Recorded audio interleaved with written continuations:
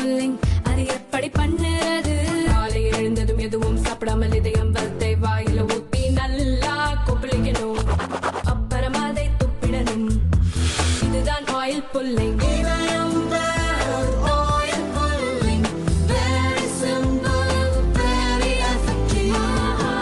புதுக்கோட்டையைச் சேர்ந்தவர் சமூக ஆர்வலர் ஜகபர் அலி.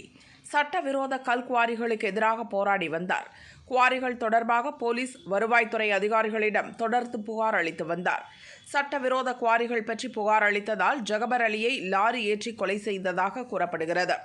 ஜகபர் அலியின் மனைவி மரியம் சென்னை ஹைகோர்ட் மதுரை கிளையில் மனு தாக்கல் செய்தார். அதில் சட்டவிரோதமாக செயல்படும் குவாரிகளிடமிருந்து ஏற்கனவே ஜகபர் அலிக்கு கொலை மிரட்டல்கள் வந்தன.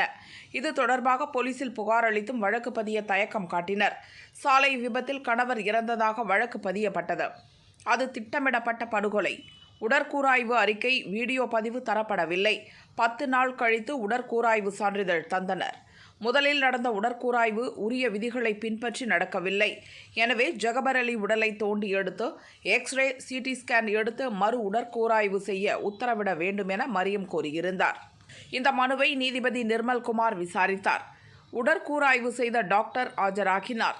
லாரி ஏறியதில் ஏற்பட்ட எலும்பு முறிவுகளும் உள் உறுப்புகளில் ஏற்பட்ட காயமும் தான் ஜகபர் இறப்புக்கு காரணம் என தெரிவித்தார். இதை கேட்ட நீதிபதி, இந்த விவரங்கள் அறிக்கையில் இருக்கும்போது எக்ஸ்ரே எடுக்க வேண்டியதன் அவசியம் என்ன என மனுதாரர் தரப்பை கேட்டார். எக்ஸ்ரே எடுப்பது கூடுதல் ஆவணமாக இருக்கும் என மனுதாரர் வக்கீல் சொன்னார். இதை ஏற்ற நீதிபதி நிர்மல்குமார் திருமயம் தாசில்தார் முன்னிலையில் போலீஸ் பாதுகாப்புடன் ஜகபர் அலி உடலை தோண்டி எடுத்து அதே இடத்தில் எக்ஸ்ரே எடுக்க வேண்டும் என உத்தரவிட்டார். அதற்கான வசதிகளை புதுக்கோட்டை அரசு மருத்துவமனை நிர்வாகம் செய்து தர வேண்டும். எக்ஸ்ரே நடவடிக்கைகள் முழுமையாக வீடியோ பதிவு செய்யப்பட்டு விசாரணை அதிகாரியிடம் ஒப்படைக்க வேண்டுமென நீதிபதி உத்தரவில் கூறியுள்ளார். ஜகபர் அலியின் வழக்கு விசாரணை விறுவிறுப்பு அடைந்துள்ள நிலையில் புதுக்கோட்டை மாவட்ட கனிமவள உதவி இயக்குநர் லலிதா காத்திருப்போர் பட்டியலுக்கு மாற்றப்பட்டுள்ளார்.